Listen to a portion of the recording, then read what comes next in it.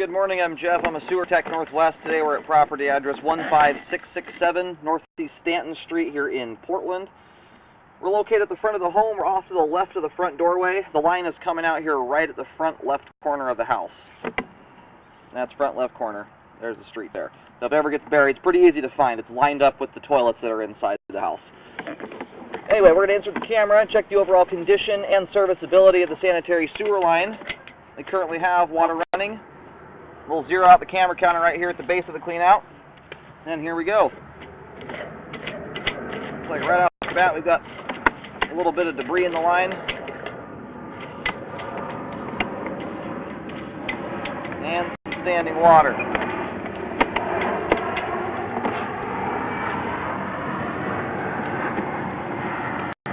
We do have a bathtub currently running, so we'll assess all this stuff on the way out when the line's drained. We're dumping a pretty good volume of water down there. But my rule of thumb with bellies, and it's a criteria I've built over about 14,000 sewer scopes. Generally, at 5 feet of pipe, or at least 5 feet of pipe with at least an inch of water, for standing water, static, that is where I typically start to see debris buildup. And that's generally where I recommend a repair, or start to recommend repairs on bellies. Anything less than that is completely controlled by the homeowner. You just can't be flushing diapers and bacon grease down the sink and stuff like that. Transitions here to 6-inch concrete pipe.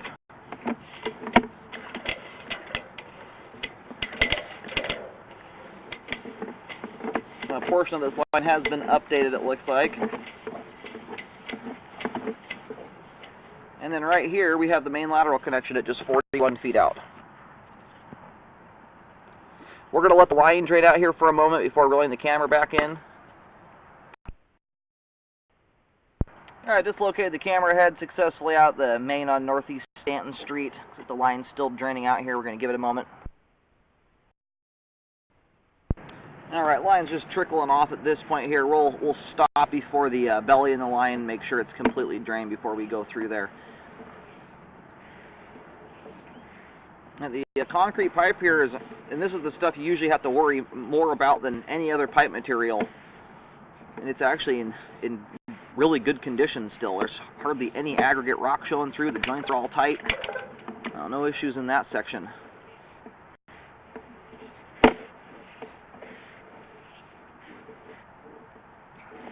The line kind of goes from the front left corner of the house, kind of crosses into the middle of the front yard, and then turns and heads straight out. It doesn't just do a straight shot out to the street.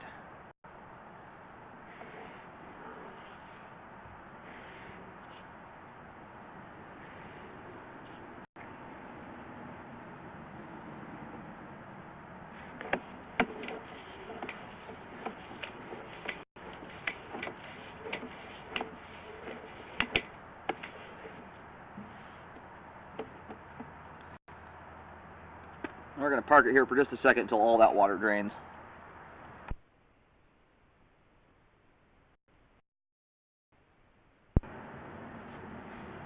Alright, the line is pretty much completely drained at this point here. There's just about nothing moving through it.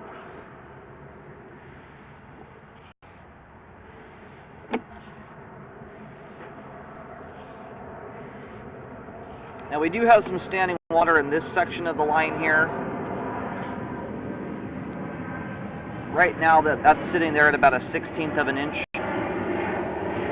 That's not something I'm concerned about there at all. And at the depth this line is at, you want to make sure it's worth digging because it's way the heck down there. The clean out's probably 8 feet deep, all that, just down to the line at that point.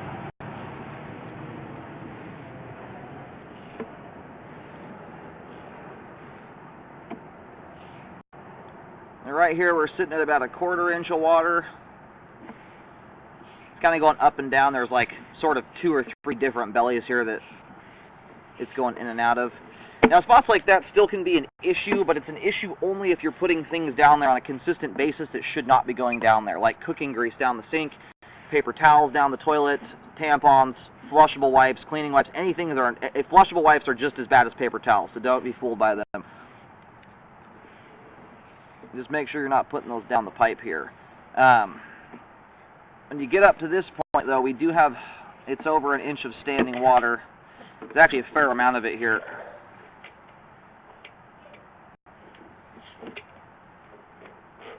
And that's why when we first came into the line, we had debris sitting right here just inside of it. Now, this particular belly here starts pretty much right at the cleanout.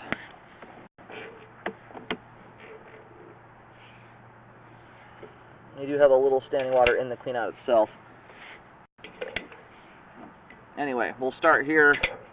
I want to say that the main part of this belly here is about 5 feet. The hard part is, a lot of times in order to correct this part of the belly, you have to redo all the other pipe that's out beyond it, because it's basically continuous with other pipe that has standing water in it as well. Although it's quite minor, it's almost impossible to fix part of a belly, even if a lot of it is quite minor. As you're talking, every bit of the pipe is basically dependent on the rest of it having proper slope and grade too. Anyway, because we have right there off the bat, out to about, there's close to 2 inches of standing water once we get back into the middle of this belly here. And the reason I know that is there's a trick I do where you jerk the camera back really quickly. If that water is about an inch and a half deep, the camera will suck the water level will suck way down below the camera lens. In this circumstance, it's barely doing that. So we're sitting right at about 2 inches of water there. The main part of the belly here dissipates out at around 7 feet. But again, that standing water does persist.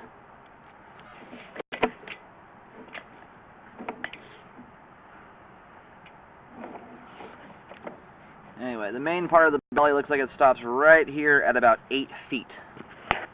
Now, this is one of those you want to make sure that the repair guys see the video. And I don't want you to think this is not a livable belly, because it is. If you're being careful as to what's going down the line, this belly right here, at least this first part of it, is right at the breaking point where I recommend repairs.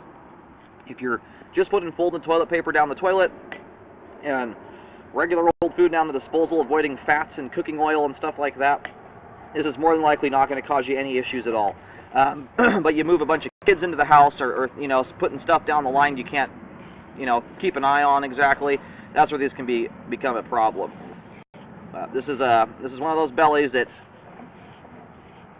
just depending on how you're living, can be an issue or not be an issue. So I am going to mark it here, recommend a repair on it. Everything beyond this point, you'd have to show to the repair guys to find out whether or not they can just correct this part of it or not.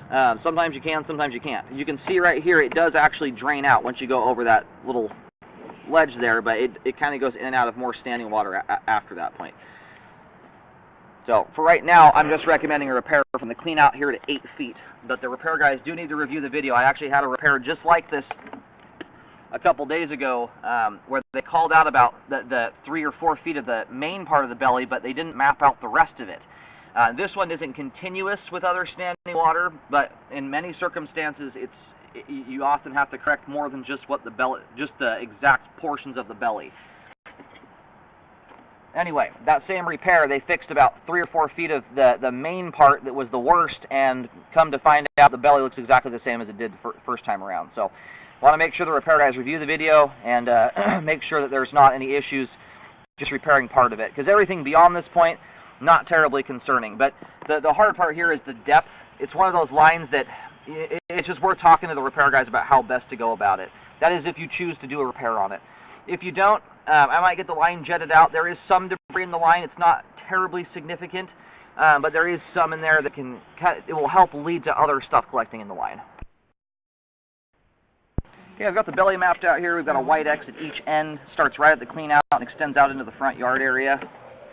And we are at 9 feet deep consistently across that repair site. Again, make sure if you go forward with the repair that you have the repair guy review the video to make sure that you don't need to repair the whole ABS plastic portion of the line.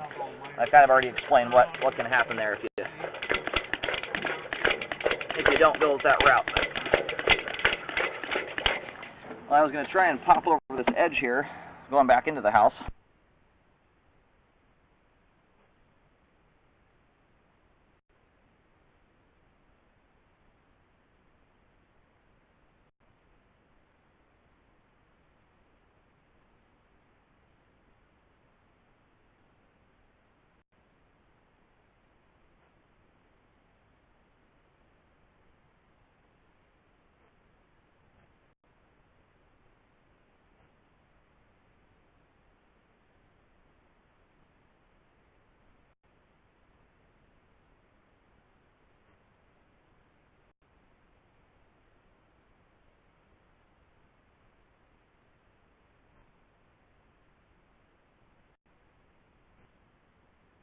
Alright, we made it in there.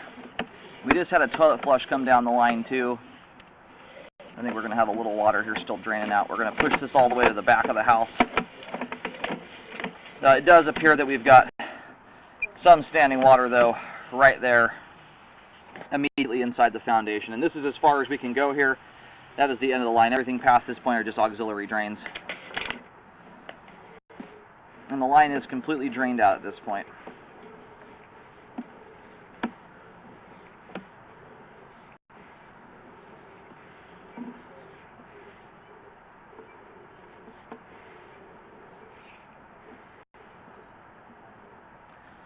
Alright, so we've got some standing water starting here at about 8 feet into the house.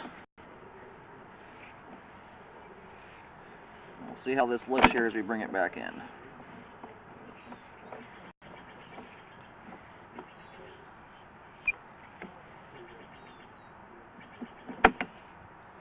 Now that's about a 1/16 of an inch of water there.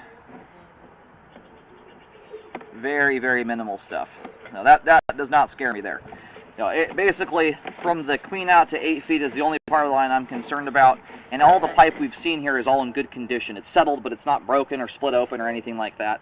And currently, because there is not significant debris buildup in the line is functioning. It's not functioning properly as it should because there is standing water in the pipe, but it does currently have adequate flow to the main and is functioning. I would still recommend a repair to correct that belly. If a repair is not done, this thing almost doesn't even need any drain cleaning at this point. You could do it to reduce some of the stuff that's in there. The biggest thing is just watching what's going down the line. Again, folded toilet paper is the only thing that should be going down the toilet. And then, regular old food down the disposal is fine, but you got to avoid the fats and the grease and that kind of stuff. And the line will more than likely continue to function without issue. It's when you start putting things down there that are not intended to go down there, and doing it consistently especially is where you get buildup, and then it backs up on you. I would get a rescope done after any repair work to make sure it was done correctly.